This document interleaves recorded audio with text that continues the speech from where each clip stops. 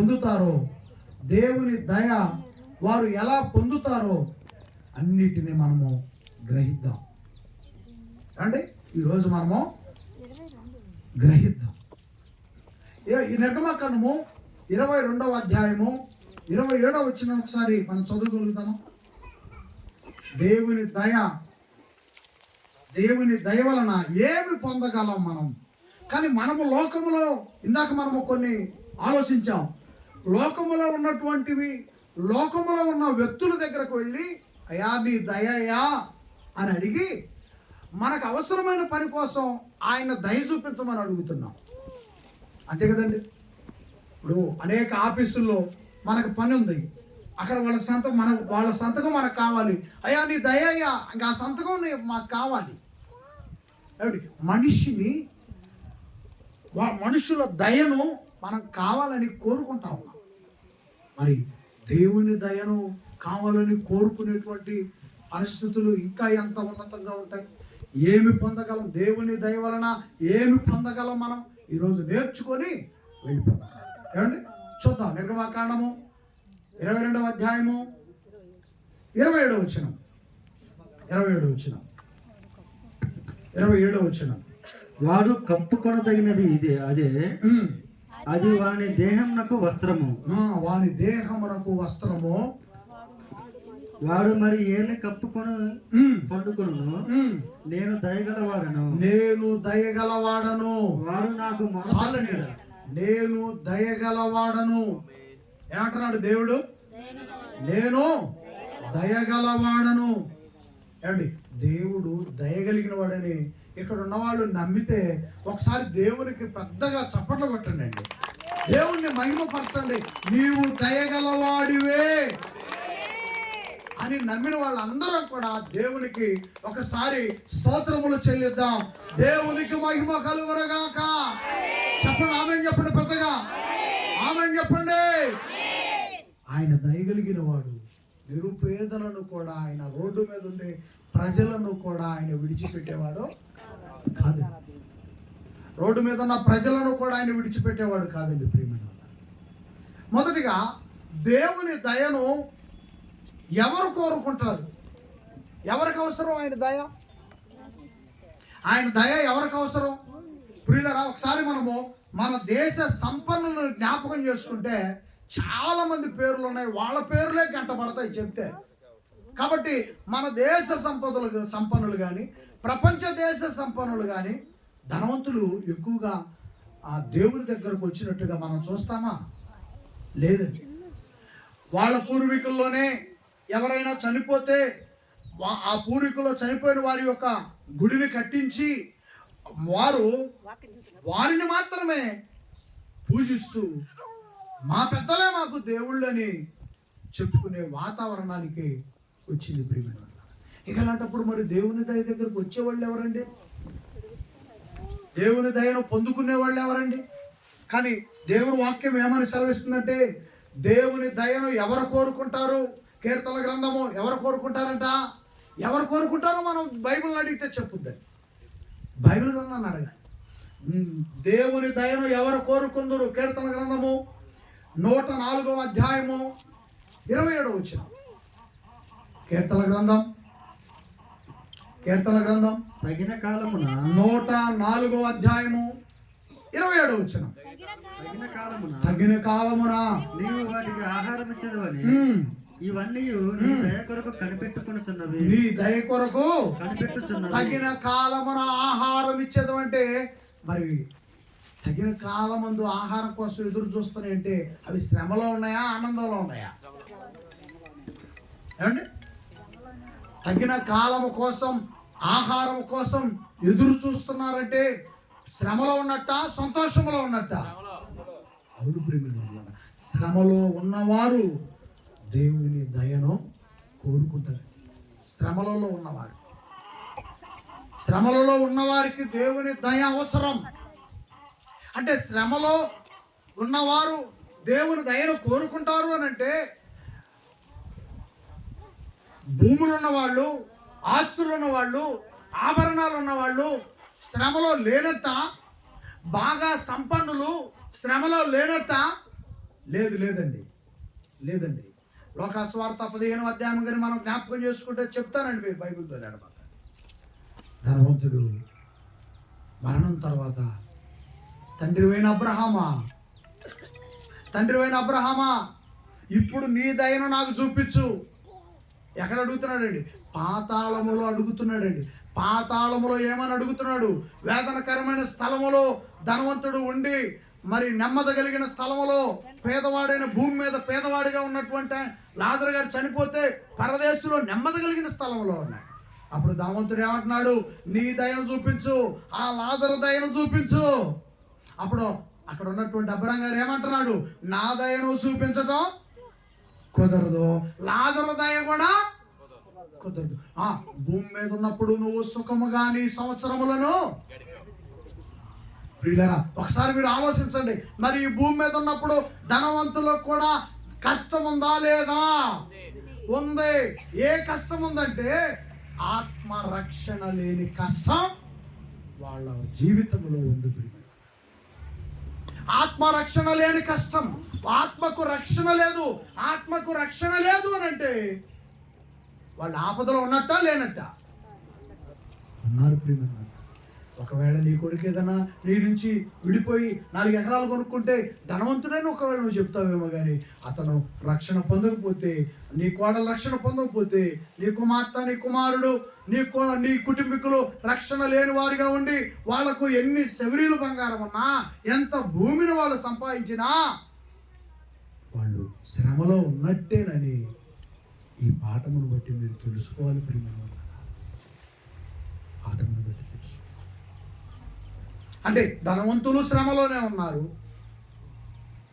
ఆకలి కలిగిన వాళ్ళేమో దేవుని దయను శ్రమలో ఉండి దేవుని దయను కావాలని కోరుకుంటున్నారు. అయ్యా, నీ దయ చూపిస్తే నాకు ఆహారం దొరుకుతుంది. ఏమండి? మరి ఐశ్వర్యవంతులు అదే అనుకుంటున్నారు, మాకేం పర్లేదు అనుకుంటున్నారు. కానీ బైబిల్ ప్రకారంగా మనం అది అవునా కాదా రుజువు చేసుకోవాలి. మనం మాట రంగులోనే సరిపోదండి, మాట వదిలేయంలోనే సరిపోదు. బైబిల్ ఏం చెప్తుందో మనం నేర్చుకోవాలి. కీర్తన గ్రంథము 45, ఐశ్వర్యవంతులు శ్రమలో ఉన్నారా లేదా అనేదానికి మనం రుజువులతో సైతం మనము మాట్లాడుకుందాం బైబిల్ నుంచి. కీర్తన గ్రంథం 45:12. కుమార్తె 40 కీర్తన గ్రంథము 45వ అధ్యాయము 12వ వచనం చదవమ్మా.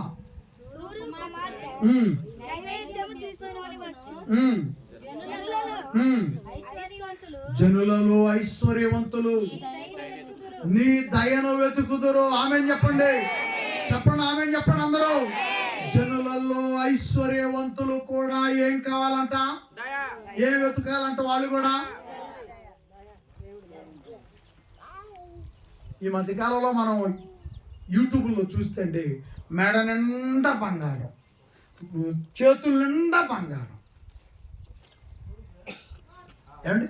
భూస్వాముల లిస్టు మనం తీస్తే ఎంతోమంది భూమి కలిగిన వాళ్ళ లిస్టు మనకు కనపడతా ఉంది.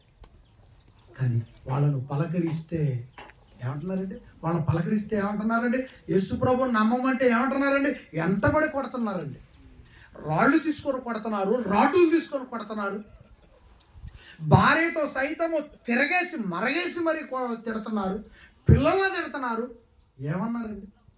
మీ ఆస్తులు రాజీయమన్నారా? లేకపోతే అరే నువ్వు మూలమహోడాలు ఉండవరా అని నిన్ను ఏమన్నా నిలబెట్టి అడిగారా? అరే మూలమహోడా అని ఏమన్నా అన్నారా? అంటే దేవుణ్ణి నమ్మయ్య అంటే రాడ్డులు తీసుకొని కొడతావా? ఐశ్వర్యం ఉంది, అంతస్తులు ఉన్నాయి, పెద్ద బిల్డింగులు ఉన్నాయి, ఇంటి ముందు కార్లు ఉన్నాయి, ఇంటి లోపల బార్ ఉంది. నీ ఆత్మ రేపు చచ్చిపోతే అదిగో మలమల మాడుతున్న గుండానికి పోతావన్న సంగతి మాకు తెలిసింది. నీ దగ్గరకు తీసుకొచ్చి ఆ దేవుని దయను పొందుకయ్యా ఐశ్వర్యవంతుడు అంటే గేట్ రాడ్లు బీగుతావా? ఇంట్లో ఉన్న కుక్కలు ఉసిగలుపుతావా? ఏమండి? అలాంటి వారిని బట్టి మనం ఏం చేయాలంట? జాలిపడి ప్రార్థన. ఐశ్వర్యవంతులు కూడా నీ దయను కోరుకోవాలి.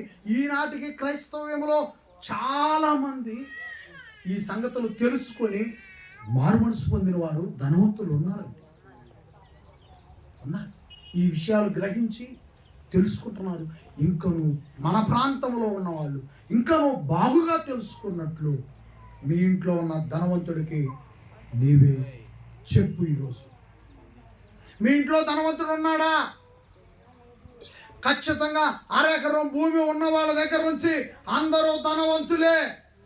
అరెకరం భూమి ఉందా? అయితే ధనవంతుడివే.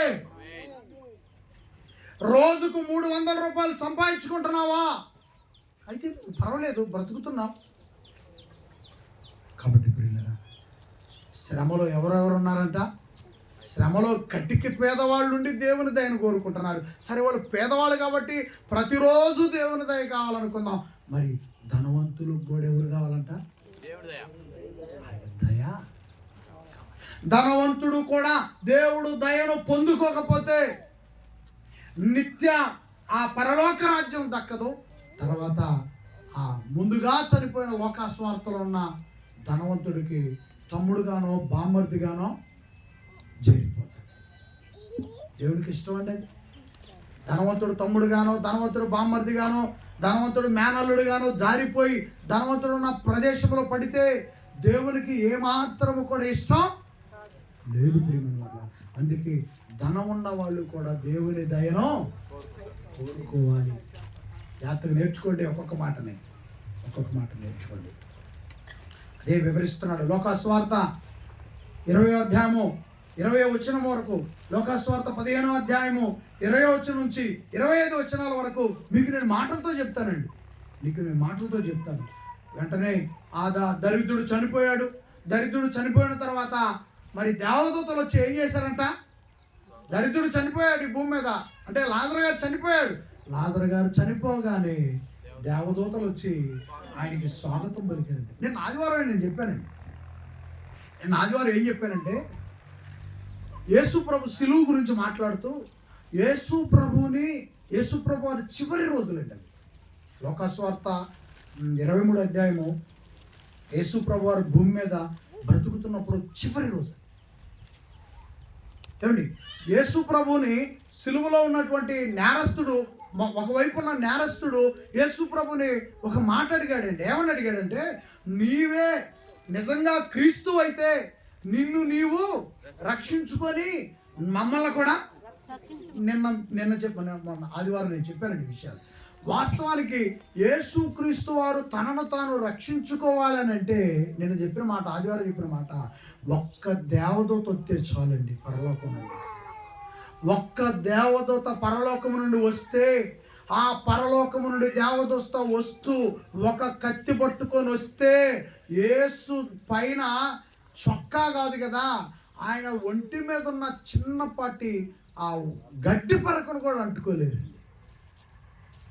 దేవదూత గారి పరలోకము నుండి కత్తి పట్టుకొని వస్తే యేసు క్రీస్తు ఒంటి మీద పడిన గడ్డి పరకను కూడా ఆనాటి సమాజం అంటుకునేవాళ్ళు కాదండి. ఒక్క దేవదూత దిగి వస్తే ఎంత ఉంటుందో తెలుసా? దేవదూతను చూడాలంటే చచ్చిపోవాలి. చచ్చిపోయిన తర్వాత పరదేశికి వెళితే దేవదూతను చూసే అవకాశం ఉంది. ఇక పూర్తిగా చూడాలంటే పరలోకానికి వెళితే. చాలామంది రాత్రి అన్నయ్య దేవదూత నా కల్లో వచ్చి నన్ను ఇట్లా లేపుతుంది అంట.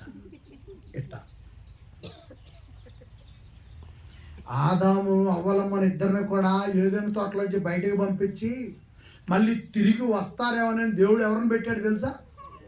దేవదూతను పెట్టి మళ్ళీ దేవదూత చేతులు ఏం పెట్టాడు తెలుసా మీకు ఆ విషయం? తిరిగి మళ్ళీ వస్తారేమోనని దేవదూత చేతిలో కత్తి పెట్టాడండి.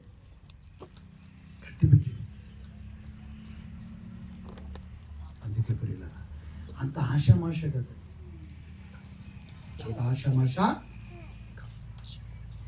ఏమండి? జాగ్రత్తగా వినాలి.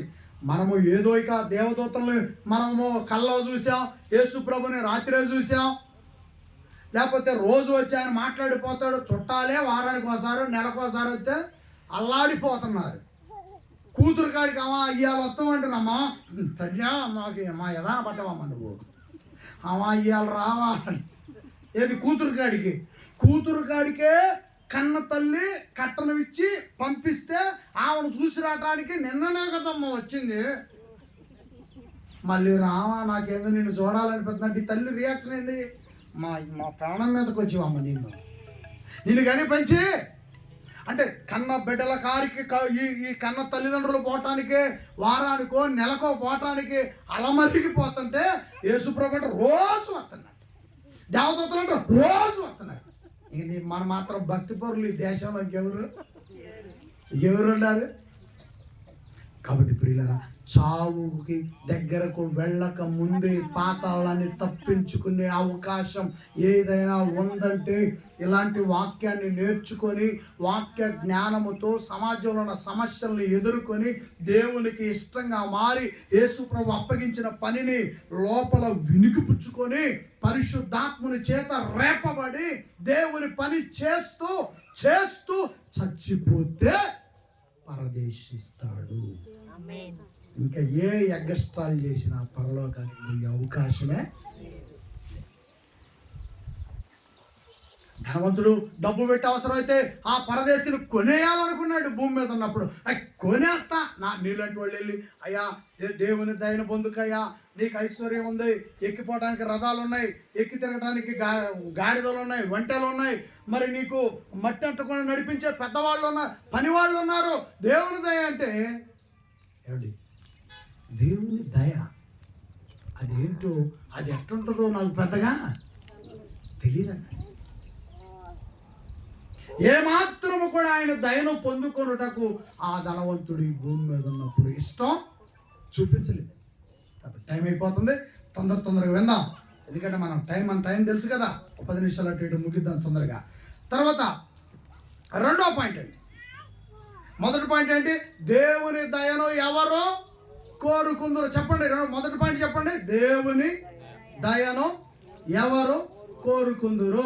ఆ విషయాలు మళ్ళీ మనము చివరిలో తెలుసుకుందాం. రెండో పాయింట్, దేవుని దయను ఎప్పుడు పొందగలం? ఏంటంట? దేవుని దయను చెప్పండి. దేవుని దయను ఎప్పుడు పొందగలం? మేము సేవకులంగా మేము చెప్పేది ఏంటంటే, ప్రియులరా, దేవుని దయను పొందుకోవాలంటే ఖచ్చితంగా నీ రాబడిలో నుంచి వచ్చేదంతా కూడా రావాల్సిందే. నిజంగా ఈ పదం దేవుని వాక్యానుసారంగానే ఉన్నదా? నీ రాబడిలో ఎంత వస్తే అంత దేవునికి ఇస్తేనే ఆయన దయను పొందుకుంటావు అని నేను చెప్తున్నా. నేను చెబుతున్నట్లుగా పరిశుద్ధ గ్రంథంలో ఉందా? పాత నిబంధనలో ఉంది. కానీ క్రొత్త నిబంధన చట్టం కూడా ప్రతి విశ్వాసి నేర్చుకోవాలి. అలాగని దేవునికి ఇయ్యొద్దని కాదు. యేసు ప్రభు మాట ఉంది, దేవునికి ఇవ్వండి, మీ కుటుంబ ఖర్చులకి ఉంచుకోవడానికి యేసు ప్రభు చెప్పిన మాట గుర్తుపెట్టుకోండి. కానీ నేను ప్రేరేపిస్తే మాత్రం నీవు ఏవో తీసుకొచ్చి ఇక్కడ ఇవ్వటం వలన దేవుని దయకు పాత్రలు మాత్రం కావు. ఒకవేళ నువ్వు ఇవ్వటం వలన కొంచెం దేవుడు నీకు ఇస్తాడు, నువ్వు తీసుకుంటావు. కానీ పూర్తిగా దేవుని మాటల యొక్క అర్థం ఏదో తెలుసుకోవాలి. అండ్ చూద్దాం పరిశుద్ధ గ్రంథంలో దేవుని దయను ఎప్పుడు పొందగలమో అంటే ఎక్కువగా ఉపయోగించే పదాలు ఏంటంటే, మీరు దేవునికి ఇవ్వండి, దేవుడు తిరిగి మీకు 100 ఇస్తాడు.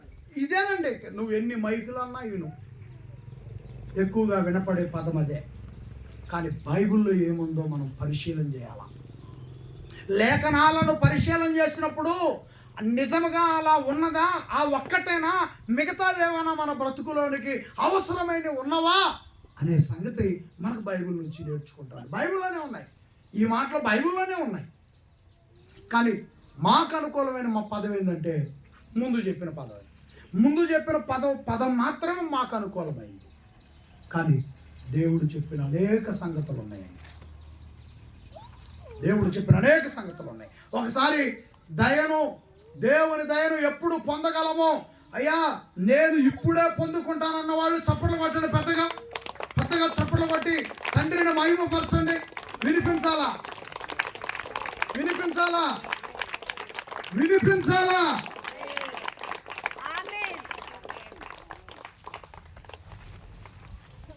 ఏమండి, దేవుని దయను ఎప్పుడు పొందగలం? ఎప్పుడు పొందగలం? ఇలాపవాక్యములు 3వ అధ్యాయము, ఇలాపవాక్యములు 3వ అధ్యాయం. నా దగ్గర ఉన్న వాక్యం నేను చదువుతున్నాను, మీరు జాగ్రత్త గమనించండి. ఇలాపవాక్యములు 3వ అధ్యాయము 25వ వచనములో దేవుణ్ణి ఎదికినప్పుడు దేవుణ్ణి ఏం చేయాలంట? వెతకాలి. దేవుణ్ణి వెతకాలి. 100 రూపాయలు కనపడకపోని మా వదిన పెట్టిన షేర్లో పెట్టానా, మా ఆడబిడ్డ పెట్టిన షేర్లో పెట్టానా, మా అమ్మ తెచ్చిన షేర్లో పెట్టి, ఏంటిది అది? మాట్లాడరా? పర్సు ఒకటి కొనుక్కోవచ్చుగా. పర్సు ఒకటి కొనుక్కుంటే ఆ షేర్లో దేని అనుకునే బాధ ఉండదుగా. ముక్కు పేసలు కొనుక్కున్న పరిస్థితులుగా ఆయన షాప్ ఆయన, మా వదిన షేర్లో పెట్టానా, మా ఆడబిడ్డ ఇచ్చిన షేర్లో పెట్టానా, మా అమ్మ ఇచ్చిన షేర్లో పెట్టానా, మా అక్క ఇచ్చిన షేర్లో పెట్టానా? గంట పోయిందండి ఆడనే. ఏం వెతుకుతున్నావు? మనకు కావాల్సినవి ఏవైనా కనిపించకపోతే అండి, ఆ పొయ్యి కాడికి పోదు, ఆ పిల్లల ముఖం చూడదు, ఆ అరగదుండి వచ్చిన భర్త ముఖం చూడదు. పోయింది ముందు దొరకాలంతే. అమ్మా ఏం చేస్తున్నావు అమ్మా? ఒకడు వచ్చిపోయా మాకు, మా బాధకే అని. దేవుడు ఏది ఎతకమన్నాడు? దేవుడు చెప్పిన మాట ఏంటంటే దేవుణ్ణి ఎతకాలి. ఆయన దయను పొందుకోవాలంటే దేవుణ్ణి వెతకండి. అలాగని కుటుంబాన్ని నిర్లక్ష్య పెట్టొద్దని కాదు, కుటుంబ యజమాని నిర్లక్ష్య పెట్టొద్దని కాదు, వంట పాత్రలను వంట కార్యక్రమాన్ని నిర్లక్ష్య పెట్టొద్దని కాదు. ఏవైతే మనకిష్టమైనవి కనిపించినప్పుడు వెతుకుతామో ఆ ఆత్రుత చూడండి, ఆ హడావుడి చూడండి. అలాంటి ఇష్టం, అలాంటి ప్రేమ, అలాంటి హడావుడి దేవుణ్ణి వెతకటంలో ఉండాలి. దేవుని గురించి నేర్చుకోవటంలో ఉండాలి. దేవుని దయను అప్పుడు పొందుకుంటాం. దేవుని దయను మనము అప్పుడు పొందుకుంటాం. ఏమండి, కీర్తన గ్రంథము నెహెమీయా గ్రంథము ఒకసారి చూద్దాం. నెహెమీయా గ్రంథము 1వ అధ్యాయము 11వ వచనంలో సూపర్ మాట ఉందండి. నేను చదువుతాను, మీరు బైబిల్లో ఉందో చూసుకోండి. నెహెమీయా గ్రంథము 1వ అధ్యాయము 11వ వచనము. దేవునికి ప్రార్థించినప్పుడు, ఆమేన్ చెప్పండి, చెప్పండి అందరూ కలిసి. దేవునికి ప్రార్థించినప్పుడు ఆయన దయను మనము దేవునికి ప్రార్థన చేయాలి. దేవునికి ప్రార్థన చేసినప్పుడు, దేవునికి ప్రార్థన చేయటంలో కూడా 2 కోణాలు ఉన్నాయి, 2 విధానాలు ఉన్నాయి. 2 విధానాలలో మొదట అహంకారమైనటువంటి విధానపు ప్రార్థన ఏ మాత్రము కూడా ఆయన చెవిని పెట్టుకోడు. దీనమైన ప్రార్థన అయి ఉండాలి, అది వాక్యానుసారమైన ప్రార్థన అయి ఉండాలి. దేవుడు ఎలా ప్రార్థించమన్నాడో ఆ సంగతులు బైబిల్ నుంచి నేర్చుకొని అప్పుడు మన ప్రార్థనలో ఉపయోగించుకోవాలి. ఓ దేవా వింటున్నావయ్యా, తండ్రి వింటున్నావా? ఎన్నిసార్లు చెప్పమంటావయ్యా? తగాదాడుతున్నావా? ఎన్నిసార్లు చేశానయ్యా ఈ ప్రార్థన, కన్నీటి రోదన ఎనవేందయ్యా అంటే పిల్లరా, ఇది అహంకారపు ప్రార్థన కానీ కన్నీటి ప్రార్థన ఇది అది కాదు. నేను ఒక వీడియో చూశాను. వీడియో చూస్తూ అతను ప్రార్థన, ఓ ప్రభువా స్తోత్రం స్తోత్రం, పావు గంట ఉందండి ఇది. ఎంతసేపు ఉంది? పావు గంట సేపు స్తోత్రం స్తోత్రం. ఏమండి, ఇలాంటి వాళ్ళు వింటే వాళ్ళకి ఎంత బాధగా ఉంటుంది. ఈ మైకు పెట్టి వాళ్ళు వింటున్నారు, ఈ మైకు పెట్టి స్తోత్రం స్తోత్రం అంటే ఒకసారి వింటారు, 2 సార్లు వింటారండి. వాళ్ళు ఏమనలేక, ఎందుకంటే పోలీస్ స్టేషన్ ఉంది కదా, లేకపోతే కుర్చీ ఇసిరేస్తారండి. ఆ స్టేషన్ నుండి మనల్ని ఏం చేయలేకపోతున్నారు. ప్రార్థన చేస్తే వాళ్ళు కూడా గేటు కాడికి వచ్చి 2 మాటలు వినేటట్టున్నారు. స్తోత్రం స్తోత్రం స్తోత్రం స్తోత్రం. ఏంటండి ఏందండి ఎంత విడ్డూరంగా ఉంటున్నాయంటే ఈ స్తోత్రాలు ప్రార్థనలు. నిజంగా అది దేవుడు వినే అయితే కాదు. మన ప్రార్థన ఎలా ఉండాలంటే ప్రియమైన వాళ్ళ, సున్నితంగా ఉండాలి, కొద్ది మాటలతో ఉండాలి, అవసరాన్ని బట్టి ఉండాలి, అవసరాన్ని బట్టి ఉండాలి. ఈరోజు ఒకవేళ నువ్వు ప్రయాణం అవుతున్నావు, పరలోకమందున మా తండ్రి రాత్రి కాపాడేవయ్యా, ఈ పగలను చూసే అవకాశం ఇచ్చి నేను ఊరు వెళ్తున్నానయ్యా, అక్కడికి వెళ్ళి నా పని చూసుకొని మళ్ళీ వచ్చేటట్లు నాకు ప్రభు కృపంచు, ఆత్మ సహాయాన్ని ఉంచు, నీవే నాకు దయ. ప్రభు ద్వారా ఈ ప్రార్థన అడుగుచున్నాను తండ్రి. దీనిలో స్తోత్రాలు ఏమైనా ఉన్నాయా? ఏమైనా ఉన్నాయా? అవసరం లేదండి. 4 మాటలు మనము సరిగ్గా చేసుకుంటే 4 మాటలు చాలు. ఒకవేళ నువ్వు గంటల తరబడి ప్రార్థన చేసే వీరురాలు అయితే, ప్రార్థన వీరుడు అయితే తలుపు వేసుకో, తిండి మానేసుకో, బోర్న ఏడ్చుకో, అక్కడైపోవాలి. నలుగురిలోకి వచ్చినప్పుడు, నలుగురికి కనపడాలనుకున్నప్పుడు 4 మాటలతో ఆ కార్యక్రమం ఏమైపోవాలా? ముగిసిపోవాలి. నీకు నువ్వు ప్రార్థన వీరురాలు వేసుకో, తలుపేసుకో. ప్రార్థన వీరుడు అయితే నువ్వు అన్నం మానేసుకొని తలుపులు వేసుకొని వీడియో తీసుకోకుండా ఏడు. ఇక వీడియో పెట్టబాకు, యూట్యూబ్ లైవ్ పెట్టబాకు, ఆ వీడియోని అప్లోడ్ చేయబాకు యూట్యూబ్లో.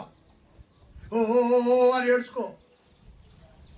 కానీ స్వచ్ఛమైన పదాలు, 10 మంది వినే మాటలు, 4 మాటలు చాలు ప్రార్థన గురించిన వివరణ. ప్రార్థన చేయి, కానీ దేవుణ్ణి అవమానపరిచే విధంగా, దేవుని బాధ పెట్టే విధంగా, దేవుడు వినని విధంగా మన ప్రార్థన ఉంటే మన టైం వేస్ట్, మనకేం ప్రయోజనం లేదు ప్రియమైన వాళ్ళు. అలాగే యెషయా గారు కూడా ఇదే మాట వివరిస్తా ఉన్నాడు. యెషయా గ్రంథము 30వ అధ్యాయము 18వ వచనంలో కూడా ఆయన ఇదే మాట వివరిస్తున్నాడు. దేవుని దయ కావాలంటే ప్రార్థన చేయాలి అని వివరిస్తున్నాడు. అలాగే ప్రియమైన వాళ్ళరా, కీర్తన గ్రంథము 5వ అధ్యాయము 12వ వచనాన్ని ఒకసారి చూడండి. దేవుని దయను మనం ఎప్పుడు పొందుకోగలుగుతాం? కీర్తన గ్రంథము 5వ అధ్యాయము 12వ వచనం అందుబాటులో ఉంటే తొందరగా చదవండి, లేదంటే నేనే చదువుతాను. యెహోవా నీతిమంతులను ఆశీర్వదించువాడవు నీవే. ఆమె చెప్పండి, పెద్దగా చెప్పండి. నీతిమంతులంగా మనం ఈ భూమి మీద బ్రతకటానికి ప్రయత్నం చేసి జీవిస్తున్నప్పుడు ఆయన దయ ఎప్పుడు మనతోనే ఉంటుంది ప్రియమైన. మనము నీతిమంతులుగా బతకటానికి సిద్ధంగా ఉండాలా. మన బ్రతుకులో నీతి మాలిన విషయాలు ఏం జరుగుతున్నాయో నాకు తెలుసా, మీకే తెలుసుద్దా? మీకు తెలుసుద్దా, నాకు తెలుసుద్దా? నా బ్రతుకులో నీతి మాలిన విషయాలు ఏమున్నాయో నాకు ఖచ్చితంగా తెలుసు.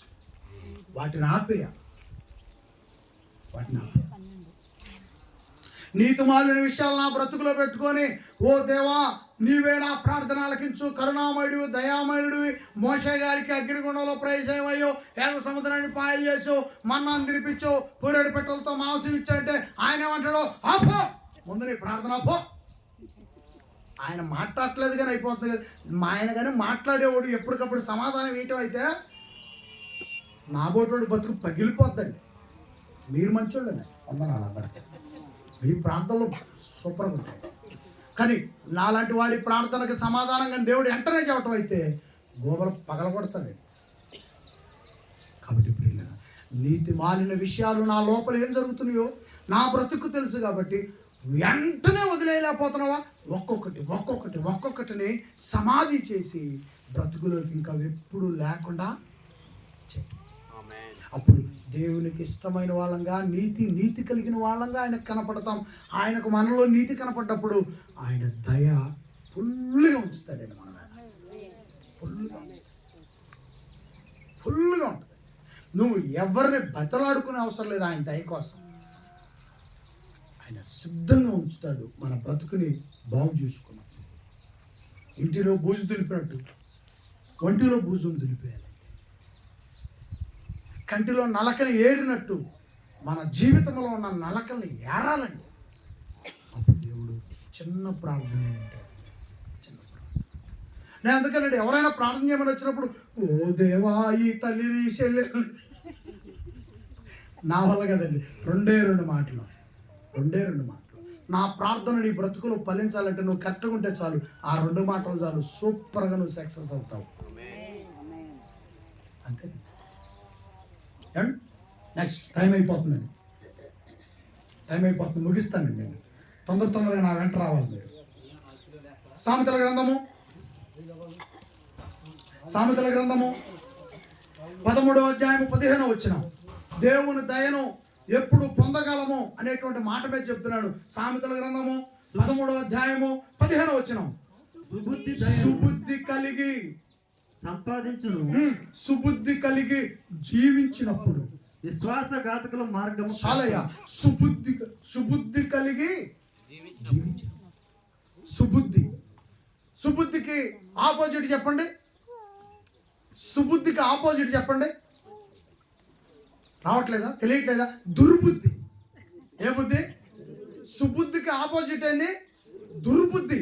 దుర్బుద్ధి ఉంటే దేవుడు ఏమాత్రము కూడా తన దయను ఈ 2024 కాదండి, నువ్వు 2064 దాకున్నా సరే ఆయన దయ ఎప్పటికీ రాదండి. ఆయన దయ ఎప్పటికీ రాదు. సుబుద్ధిని నేర్చుకోవాలి మన బ్రతుకులో. సుబుద్ధిని ఎప్పుడైతే మనము ప్రారంభిస్తామో, ఆ సుబుద్ధిని ఎప్పుడైతే మనము సంపాదించుకుంటామో దేవుని దగ్గర, ఆయన దయ ఎనీ టైం ఎప్పుడు మనల్ని కనిపెట్టుకోవాలి. అందుకని ఆయన దయను మనం పొందుకోవాలంటే ఏం కలిగి ఉండాలి? మన బ్రతుకులో సుబుద్ధిని కలిగి ఉండాలి. ప్రియమైన వాళ్ళు, సుబుద్ధిని నేర్చుకోవాలి. ఏమండి? కీర్తన గ్రంథము 18:25 ఇతరుల పట్ల దయ కలిగి నడుచుకున్నప్పుడు, కీర్తన గ్రంథంలో మనం చూస్తా ఉన్నాం. 18:25 ఏమంటుందండి? దేవుడి యొక్క వాక్యం ఏమని సెలవిస్తుందంటే, ఇతరుల పట్ల మనం ఎలాగ ఉండాలంట? ఇతరుల పట్ల మనము చాలా స్పష్టంగా చెప్తున్నాడండి ఆయన.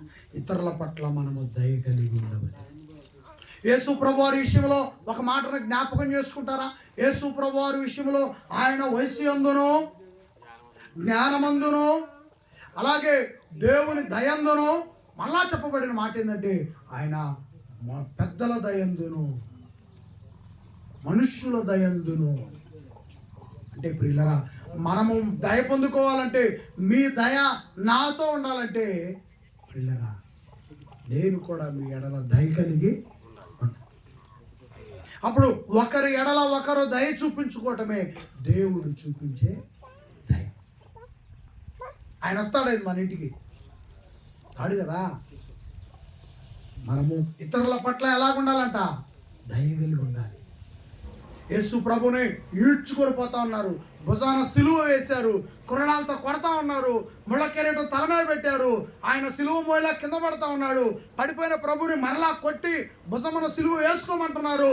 అలా కొట్టి హింసించి ఆయన ఉమ్ము వేసి చేతులు పగలగొట్టి ఒళ్ళు, దేహము, కాళ్ళు అంతా కూడా పగలగొట్టేస్తే రక్తము కారుతూ సిలువను మోస్తూ పైకి వెళ్ళిన తర్వాత కూడా, ఆయన సిలువను మోసుకుంటూ వెళుతున్నా కూడా యేసువారు పలికిన మాట ఏందో తెలుసా? తండ్రి, వీళ్ళు ఏమి చేయించున్నారో వీళ్ళు ఎరగరు గనక. అదే నా జోలొస్తే ఊకుంటానండి నేను యేసుప్రభు అంత మంచండి అయితే. కానీ యేసుక్రీస్తు మనుషుల పట్ల ఎలాంటి దయను చూపిస్తున్నాడో చూడండి. రక్తము కారుతూ దేహం అంతా పగిలిపోయి ఉన్నా కూడా యేసు ప్రభు వారు, తండ్రి వీళ్ళు ఏం చేస్తున్నారో వీళ్ళు వెరగరు గనక వీళ్ళని ఏం చేయమంటున్నాడు? క్షమించు దేవా. ఒక్క దూతను పంపించంటే భూమి షేక్ అయిపోద్దండి. ఒక్క దూతను ఇక్కడికి పంపించమంటే భూమి షేక్ అయిపోద్ది అంతే, భూమి తల్లకిందులు అయిపోద్ది అంతే. కానీ యేసు ప్రభు అలాంటి ప్రయోగాలకు వెళ్ళాడా? క్షమించాడు. దయ. కాబట్టి ప్రియమైన వాళ్ళారా, మొదటి దినవృత్తాంత గ్రంథం 19వ అధ్యాయం 2వ వచనంలో కూడా ఈ దయను గురించే ఆయన మాట్లాడుతూ ఉన్నాడు. కాబట్టి తప్పకుండా ప్రతి ఒక్కరూ కూడా దయను నేర్చుకోవాలి. దేవుని దగ్గర మనము దయ పొందాలి అంటే, దేవుని దయను మనం పొందాలి అంటే ముందు మనము దేవుని కాడ ఏం నేర్చుకోవాలా? దయ. ఆయన దయ ఎలా ఉంటుందో మనం రుచి చూడాలి అండి. అలాగే ప్రియమైన వాళ్ళు, మూడో పాయింట్ దేవుని దయ వలన ఏం పొందగలుగుతారు? మొదటిది ఏంటి? దేవుని దయను ఎవరు కోరుదురు? రెండవది ఏంటిది? దేవుని దయను ఎప్పుడు పొందగలము? మూడవది ఏంటిది? దేవుని దయ వలన ఏం పొందగలం మనం? ముగిస్తున్నాను, నీకు జాగ్రత్తగా వినాలి. ఒకసారి దేవుని దయకు చప్పలు కొట్టండి పెద్దగా, అందరూ కూడా పెద్దగా చప్పలు కొట్టాలి, వినపడాలి వాటి.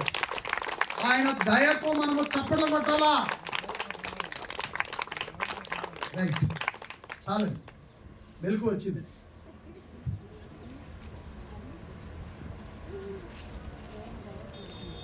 కీర్తన గ్రంథము 25, కీర్తన గ్రంథము 25 అధ్యాయము 7వ వాక్యం.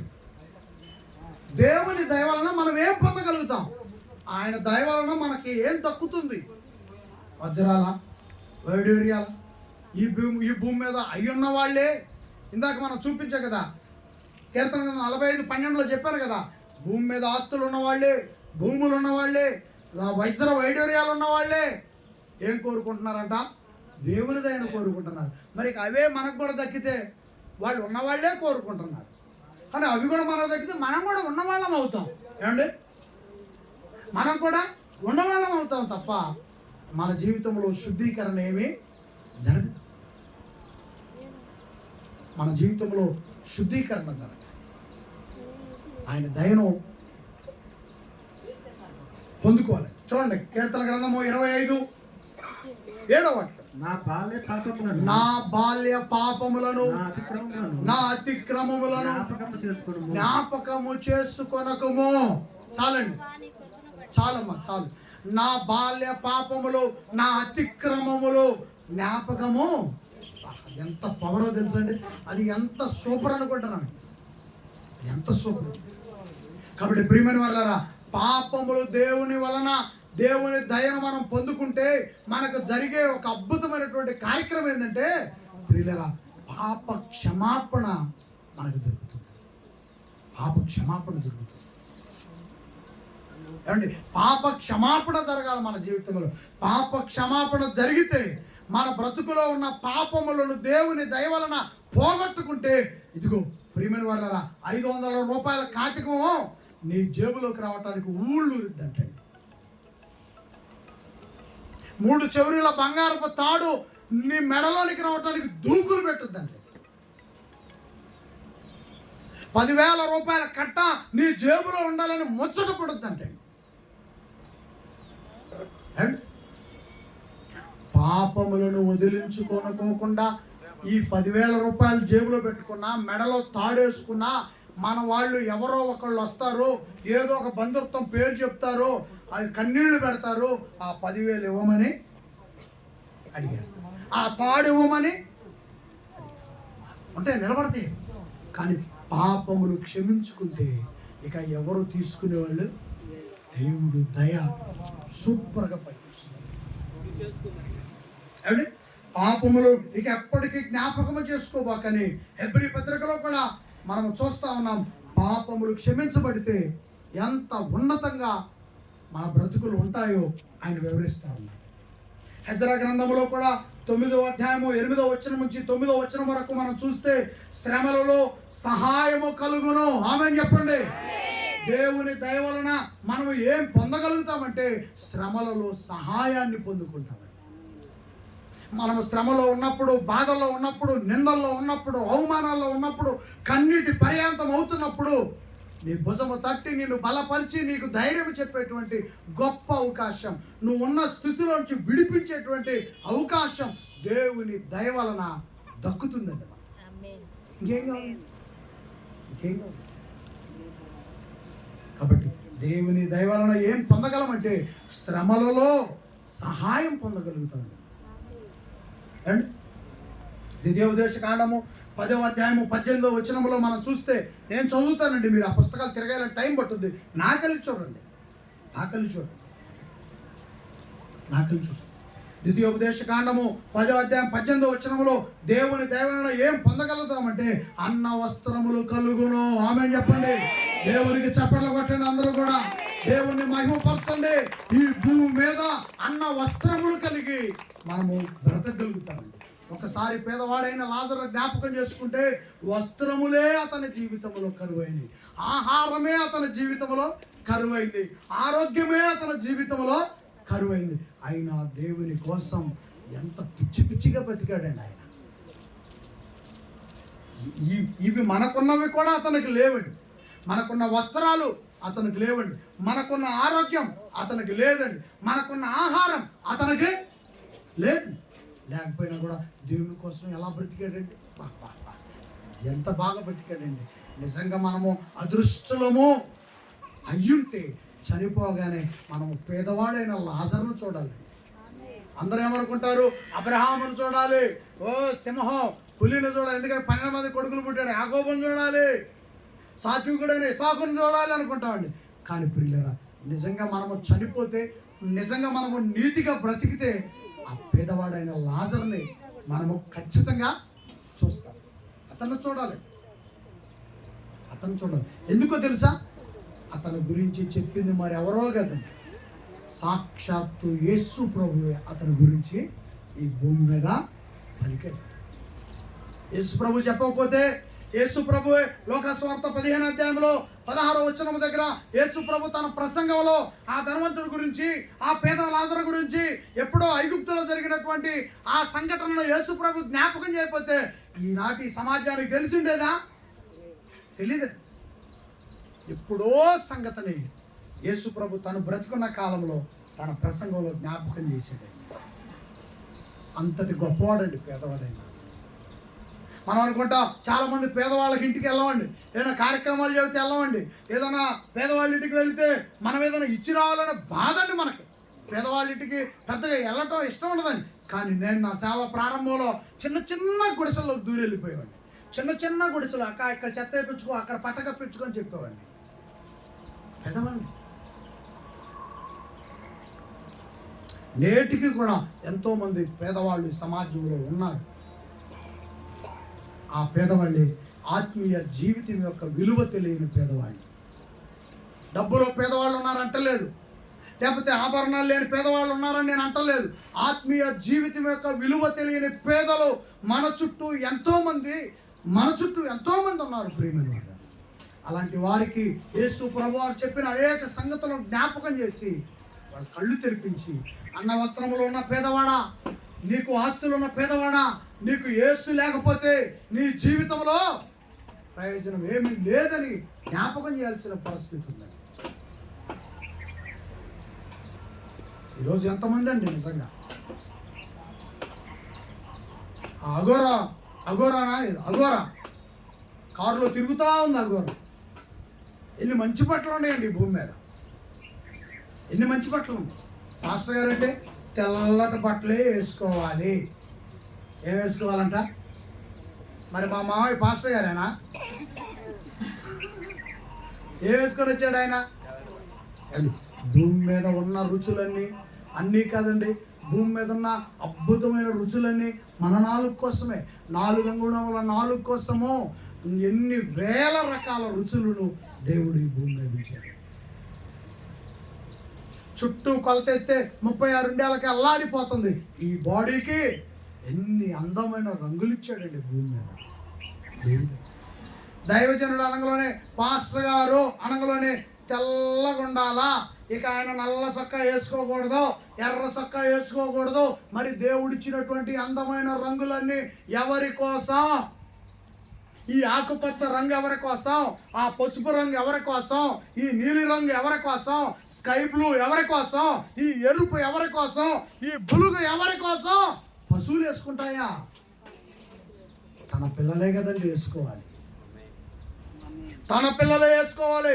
ఈ రంగులన్నీ నా పిల్లల కోసం అన్నాడు దేవుడు. ఆ అఘోర నాకేం అవసరం లేదని తిరుగుతుంది. అన్న వస్త్రములు, దేవుని వలన అన్న వస్త్రములు దొరుకుతాయని చెబుతుంటే ఆ దేవుడి పేరే చెప్పుకొని బట్టలు ఇప్పదీసి చిన్నపిల్లల్లోకి వెళ్తుంది, పెద్దవాళ్ళలోకి వెళ్తుంది. ఆడోడో మగోడో తెలియట్లేదు.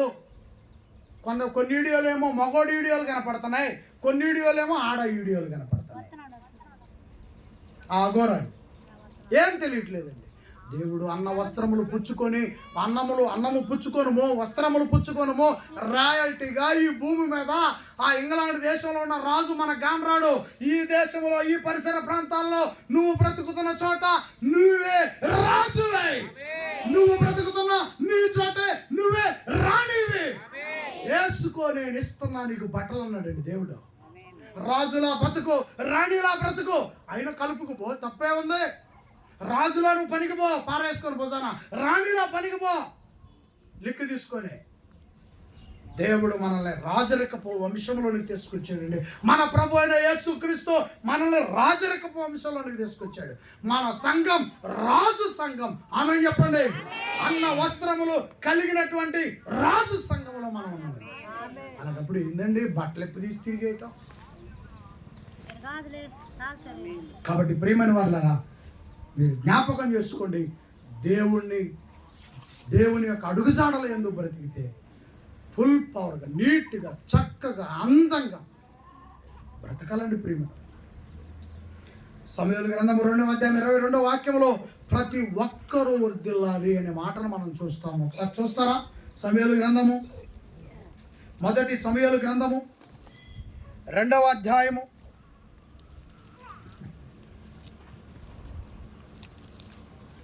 26వ వాక్యాన్ని ఒకసారి మనం చూద్దాం.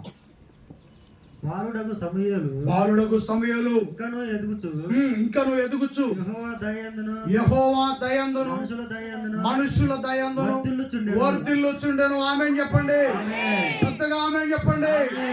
వర్ధిల్లాలి. ఈరోజు వర్ధిల్లే విషయంలో రకరకాల పేర్లు వినపడతాయండి. ఆ నాయకత్వం వర్ధిల్లాలి, ఈ నాయకత్వం వర్ధిల్లాలి, ఆ నాయకత్వం వర్ధిల్లాలి, ఈ నాయకత్వం వర్ధిల్లాలి. అతనేమో 15 లక్షల కారులో వెళ్తాడు. ఈ వర్ధిల్లాలని కేకేసిన వ్యక్తి ఏమో ఆయిల్ అయిపోయిన స్కూటర్ మీద ఉంటాడు. ఏదైనా నెట్టుకొని పోతున్నాం అంటే ఆయిల్ అయిపోయిందంట, ఏదైనా నెట్టుకొని పోతున్నాం అంటే స్టార్ట్ కావట్లేదు అంటాడు. మరి ఇప్పుడు దాకా వర్ధిల్లాలన్న ఆయనేమో ఆ బండి పక్కన కొండే పోతాడు. ఎవరు వర్ధిల్లాలండి? ఈ లోకంలో ఎవరు వర్ధిల్లాలి? ప్రియమైన వాళ్ళరా, నీ వర్ధిల్లాలి, నీతో పాటు ఉన్న నీ పిల్లలు వర్ధిల్లాలి. నీ వర్ధిల్లటం కోసం దేవుని వాక్యాన్ని జాగ్రత్తగా చేతపట్టుకొని 100 ఎక్కడ ఖర్చు పెట్టాలో తెలుసుకోవాలి. ఏ రూపాయలు ఏ పనికి వెళ్ళి న్యాయబద్ధంగా తీసుకొచ్చుకోవాలో తెలుసుకోవాలి. న్యాయబద్ధంగా తీసుకొచ్చుకున్న 500 రూపాయలు 200 రూపాయలు రోజంతా ఖర్చు పెట్టుకుంటే 300 రూపాయలని నువ్వు బుడ్డిలో వేయాలి. బుడ్డిలో అంటే ముందు బుడ్డి కదండి, ఈ ముంతలు ఉన్నాయి కదా, అలాంటి ప్రదేశంలో లేదా పోస్ట్ ఆఫీసులో దాచుకో, లేదంటే బ్యాంకులో దాచుకో. నీ వర్ధిల్లాలంటే 4-5 సంవత్సరాలు తిరిగి వచ్చేసరికి నీ చేతిలో 4-5 లక్షలతో నీ వర్ధిల్లాలండి. ఎవరు వర్ధిల్లాలి? నువ్వు వర్ధిల్లాలి, నీ పిల్లలు వర్ధిల్లాలి, నీ కుటుంబం వర్ధిల్లాలి. ప్రియమైన వాళ్ళ దేవుడు అడుగుతున్నాడు, నువ్వు వర్ధిల్లాలని ఆయన కోరుకుంటాను. అండ్ ఎస్తేరు గ్రంథం కూడా ఒకసారి చూద్దాం. 2వ అధ్యాయం 15 వచ్చిన ఒకసారి చూస్తారా? సూపర్గా ఉంటుందండి ఆ మాట కూడా. ఎస్తేరు గ్రంథం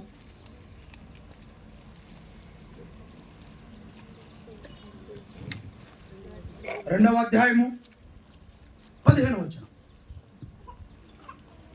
రాజు దగ్గరికి వెళ్ళినప్పుడు మొర్దెకై తన కుమార్తెగా స్వీకరించుకొని పినతండ్రి అయిన అబీహయీలును కుమార్తెయగు ఎస్తేరును రాజునొద్దకు వెళ్ళుటకు. జాగ్రత్తగానండి, రాజునొద్దకు వెళ్ళుటకు. అందరూ రాజునొద్దకు వెళ్తున్నారండి. రాజు వద్దకు వెళ్ళేటప్పుడు అందరూ కూడా ఆభరణాలు, మరి ఏవైతే సుగంధ ద్రవ్యాలు ఉన్నాయో ఇవన్నీ కూడా ఉపయోగించుకొని మంచిగా తయారై, ముక్కు బేసరం, చెవుకు పోగు, నుదుటికి బొట్టు, రకరకాల డిజైన్స్, రకరకాల జ్యువెలరీ ధరించుకొని రాజు దగ్గరికి వెళ్తున్నారు. కానీ ఎస్తేరు మాత్రం అవి ఇస్తుంటే వాటిని నిరాకరించింది. నేనుగా ఎలాగైతే ఉన్నానో, జాగ్రత్తగా అయిపోవచ్చింది. ఇంకా నేనుగా ఎలాగైతే ఉన్నానో అలాగే నేను వెళ్ళే ప్రదేశానికి వెళ్తాను. అలాగే నేనుగా వెళ్తాను. నాకేమీ జ్యువెలరీ అవసరం లేదు, నాకేమీ చెవులకు అవసరం లేదు, ముక్కుకు అవసరం లేదు, మెడకు అవసరం లేదు. నేను ఎలాగైతే ఉన్నానో నాకు సాధారణమైన ఆ 300 రూపాయల సేరో లేకపోతే ఆ రోజుల్లో దొరికేటువంటి ఆ సాధారణమైన బట్టలు నాకు ఇవ్వండి, నేను వేసుకుంటాను. నేను రాణినే అయిపోవాలన్న కుతూహలం అయితే నా హృదయంలో లేదు. మా నాయన మొద్దుకై వెళ్ళమన్నాడు కనుక నేను వెళ్ళటానికి సమయం వచ్చింది. ఒకరి తర్వాత ఒకరు వచ్చారు. మొద్దుకై ఆ రాజు ఎదుట నిలబడతా ఉన్నారు, వెళ్ళిపోతా ఉన్నారు, నిలబడతా ఉన్నారు, వెళ్ళిపోతా ఉన్నారు. ఈ సాదా సీదా దేవుని యొక్క దయను పొందుకొని ఉన్న ఆ ఎస్తేరు ఆ టయానికి దగ్గరకు వచ్చింది. ఆమె కళ్ళు తేరి చూశాడు, ఇదిగో ఏమైనా కాబోయే భార్య అని. ఎస్తేరును చూసి ఆ రాజు పలికాడు.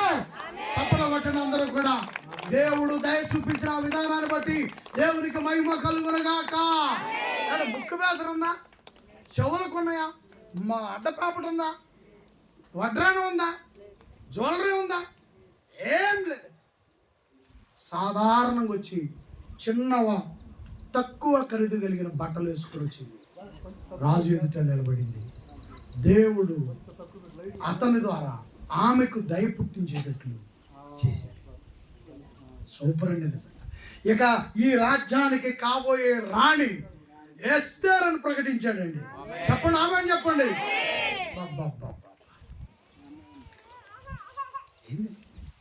ఏం కావాలండి భూమి మీద? మనకు చాలా కావాలండి. కానీ దేవుణ్ణి వదిలిపెట్టి ఏదైనా అది పరిపూర్ణత చెందదండి. పరిపూర్ణత ప్రియులరా, ఒకసారి ఆలోచించండి.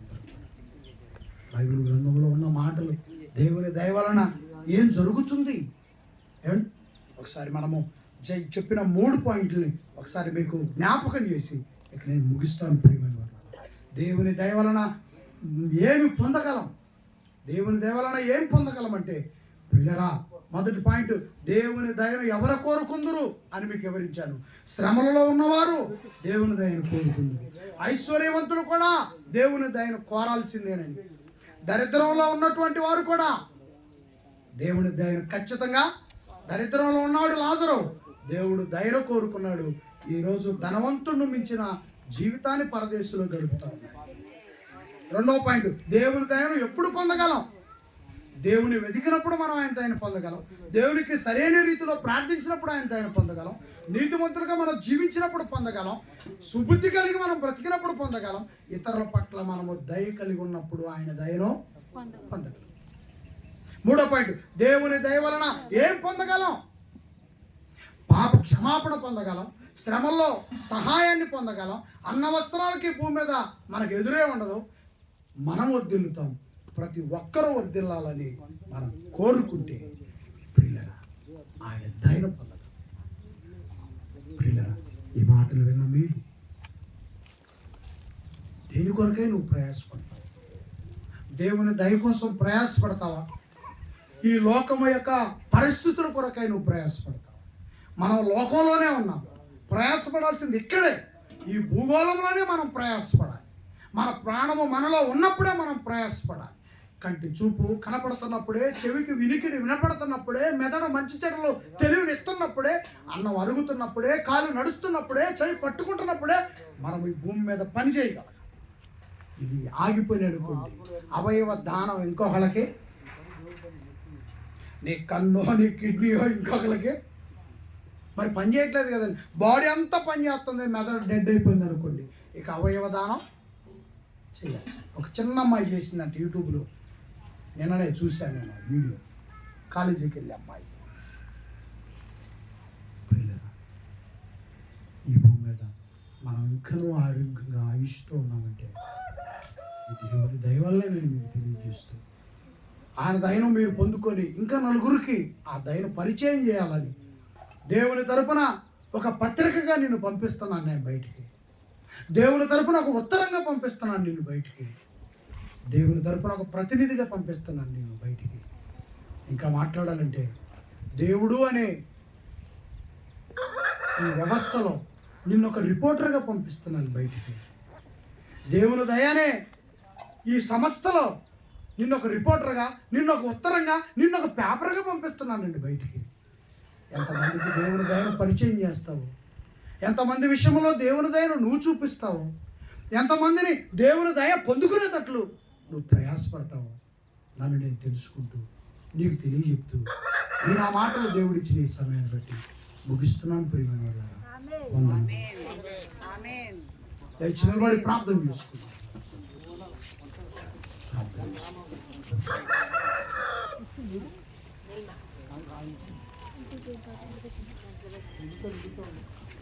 తల్ల వంచి అందరూ కూడా ప్రార్థనలు వేయకుంటాం. యేసయ్యా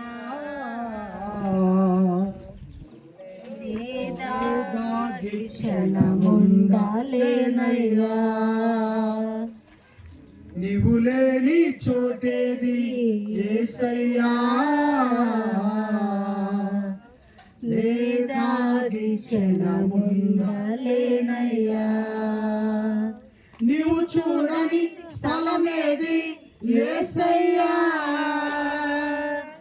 నీవు చూపని నీవు వినని మనవేది యేసయ్యా, నీవు చూడని స్థలమేది యేసయ్యా, నీవు వినని మనవేది యేసయ్యా, నీవుంటే నా వెంట అది చాలయ్యా, నీవు లేని చోటేది యేసయ్యా, లేదాగి క్షణముండాలేనయ్యా. ప్రార్థన ప్రార్థన. పరిశుద్ధుడు అయిన మా తండ్రి, మిక్కిలి కృపయు కనికరము కలిగిన మా దేవ, దయాళుడవైన మా తండ్రి, మా ప్రభు అయిన యేసు క్రీస్తు వారు, దయామయుడు కరుణామయుడైన యేసు క్రీస్తు వారి పరిశుద్ధమైన నామముల తండ్రి, ఈ బైబిల్ క్లాసులో పాల్గొన్నటువంటి ప్రతి ఒక్క బిడ్డను బట్టి, విన్న ఈ పాఠమును బట్టి కృతజ్ఞతాస్తుతులు, స్తోత్రములు, మహిమయు ఘనతయు ప్రభావములు, స్తుతియాగములు మీకు సమర్పించుకుంటున్నాము తండ్రి. దేవా మా తండ్రి, ఇప్పటి వరకు మీ మాటలు విన్నటువంటి పిల్లలు, మీ మాటలు చెప్పినటువంటి నేను, మీ మాటలలో ఉన్న జ్ఞానాన్ని సంపాదించుకున్నాను. మీ దయను మేము పొందుకోవటంలో ఇంకా మా బ్రతుకులో ఏవైనా లోపాలుంటే వాటిని పాఠముతో తొలగించి పూర్తి స్థాయిలో మీ దయను మాపై ఉంచమని ప్రార్థిస్తూ ఉన్నాను. దేవా, మేము కలిగిన ఈ దయను నాయనా మరొకరికి ఈ దయను పరిచయం చేయటానికి, ఈ దయలో మరొక కుటుంబం ఉండటానికి సహాయం చేయమని ప్రార్థిస్తున్నాను. సాతానుడు గలిబిలి, కుయుక్తులు, అనేక విధాలైనటువంటి కన్నీటి రోదన బాధల మధ్య సమాజంలో ఎంతో మంది మీ దయకు దూరంగా ఉన్నారు. అలాంటి ప్రజలకు అయినా మీ దయను పరిచయం చేసి, మీ ప్రేమ ఎంత ఉన్నతమైందో, మీ వాక్యము ఎంత రుచికరమైందో, కొండ మీద తేనె ఎలాంటి మాధుర్యం, ఎలాంటి రుచి కలిగి ఉంటుందో, మీ మాటల్లో, మీ దయలో కొండ మీద పెట్టిన తేనె, పెద్ద ముసురు తేనె యొక్క రుచి మించినదయ్యా. ఈ రుచి పరలోకాన్ని, ఆ రుచి కొండ మీదది. కొండ మీద తేనెది ఆ రుచి అయితే పరలోకాన్ని ఈ రుచి. కాబట్టి ఈ రుచిని మేము పరిచయం చేయకుండా ఉండలేము. సహాయం చేసి నడిపించమని కోరుకు. ఇక్కడికి వచ్చినటువంటి ప్రతి బిడ్డ తల ఉంచి ప్రార్థనలో ఏకీభవిస్తూ, నన్ను చూడయ్యా, నన్ను చూడని వాళ్ళు మిమ్మల్ని అడుగుతూ ఉన్నారు. దేవా, యేసు ప్రభు రక్షణ ఎంత విలువైందో వారు తెలుసుకునేదానికి, పరిశుద్ధాత్మ యొక్క సహాయమును వారు పొందుకునేదానికి మీరు దయ చూపించమని ప్రార్థిస్తున్నాను. ఇక్కడ నిలుచున్న వారిలో అనేకమైనటువంటి ఇబ్బందులు, సమస్యలు ఆయన ఎంతో కాలముగా ఎదురు చూస్తూ వాళ్ళని ఏదిస్తూ ఉన్నాయి. యేసు నామములో ఆ శోధనలు, సమస్యల నుంచి విడుదల పొందుదురుగాక. యేసు క్రీస్తు అనే వాక్యముతో, యేసు క్రీస్తు వాక్యముతో శాంతిని, నెమ్మదిని, వర్ధిల్లతను పొందుకొందురుగాక. సహాయం చేసి నడిపించండి. కృతజ్ఞతాస్తుతులు స్తోత్రములు చెల్లించుకుంటాం. ఈ కార్యక్రమానికి నాయన స్పాన్సర్ చేసినటువంటి యశోదమ్మ తల్లి గారి కుటుంబం, వారి పిల్లలు, వారి కుటుంబ సభ్యులందరిని బట్టి కృతజ్ఞతాస్తుతులు స్తోత్రములు చెల్లించుకుంటాం. ఆ తల్లి పెద్దది రాలేకపోయింది, ఆయన మంచి ఆరోగ్యం ఇవ్వండి. వారి పిల్లలు ఎక్కడే ఉన్నారు, అందరికీ ఆరోగ్యం అందించి నడిపించమని కోరుకుంటున్నాం. యేసు ప్రభువారి ద్వారా తండ్రి తిరిగి మరలా మేము డిసెంబర్ 25న ఆయన నీలేశ్వరపాలెంలో కలుసుకొని అక్కడ బైబిల్ క్లాస్ జరిపించుకోవడం సహాయం చేయమని కోరుకుంటున్నాం. యేసు ప్రభువారి నామమున ప్రార్థన అడిగి వేడుకొనుచున్నాను తండ్రి, ఆమేన్. మన తండ్రి అయిన దేవుని ప్రేమయు, యేసు ప్రభుల వారి కృపయు, పరిశుద్ధాత్మ వారి సహాయము మనతోను మనకు వెలుపలున్న వారందరితోనూ ఉండి నడిపించును గాక. ఆమేన్. Thank you daddy, thank you Jesus, thank you holy spirit. యేసు మహారాజుకే జై. అందరికి వందనములండి. డానియల్ ఒకసారి పద్మక్క మా తండ్రి దేవా, యశోదమ్మ గారి కుమారుడు, పెద్ద కుమారుడు డానియల్, పెద్దక్క పద్మక్క, నాయంద్రం, అలాగే రేవతి తండ్రి, మీ పిల్లలు ఈ కార్యక్రమానికి ఆయన స్పాన్సర్ చేసి ఆ బిడ్డలకు 30 60 100 మీ దయను చూపించి మీ ఆశీర్వాదములు మెండుగా అనుగ్రహించి మంచి ఆహారం, మంచి ఆదాయం మీ పిల్లలకు మెండుగా దయచి వారి కుటుంబంలో ఇంకా రక్షింపబడిన వారు యేసు ప్రభు రక్షణ పొందుకునే అదృష్టం కల్పించమని కోరుకుంటూ యేసు ప్రభు నామము ప్రార్థనలు వేడుకొనుచున్నాను తండ్రి, ఆమేన్. థ్యాంక్ యూ అమ్మా. అందరూ